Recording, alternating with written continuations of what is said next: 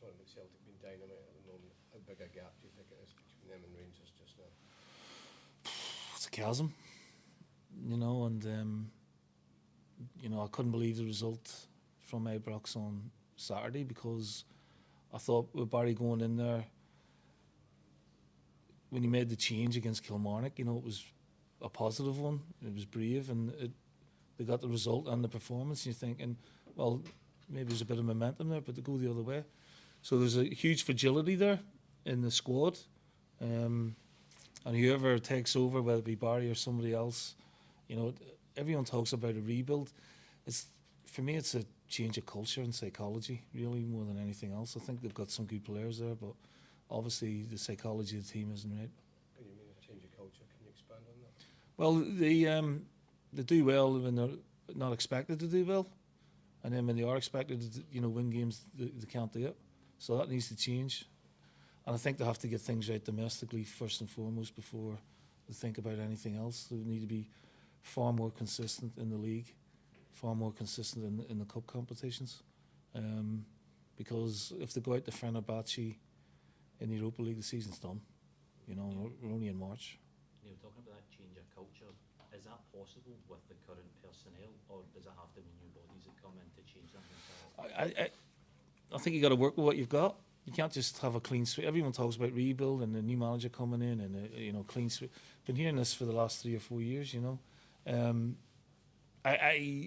not privy to what goes on inside the dressing room or the training ground, but they've got to be far more consistent in their results and performances. Whether the grind out results, I don't know if they can do that, but we've all had to do that over the years, and winning breeds confidence. It breeds a better mentality, and you're waiting on the switch being flipped after Kilmarnock. You're thinking, right, well, at least domestically they'll be able to put their foot down a little bit, but to lose against Motherwell in the manner that they did as well, it's pretty uninspiring, really.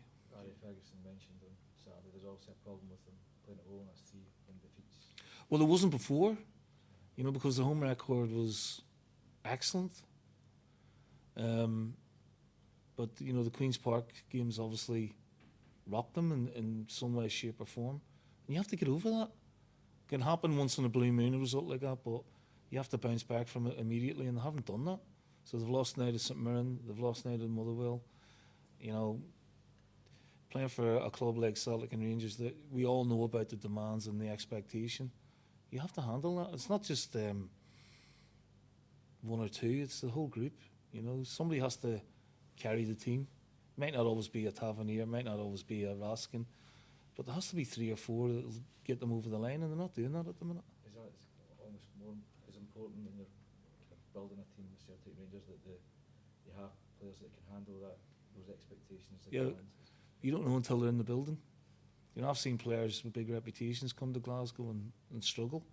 I've seen players who I thought might struggle actually thrive in the environment. So you can say you do your homework, but the culture at Celtic and the culture at Rangers is miles apart. Like, you know what I mean? And there has to be a change for me in the psychology of the dressing room rather than a complete rebuild, because I don't think that'll work either.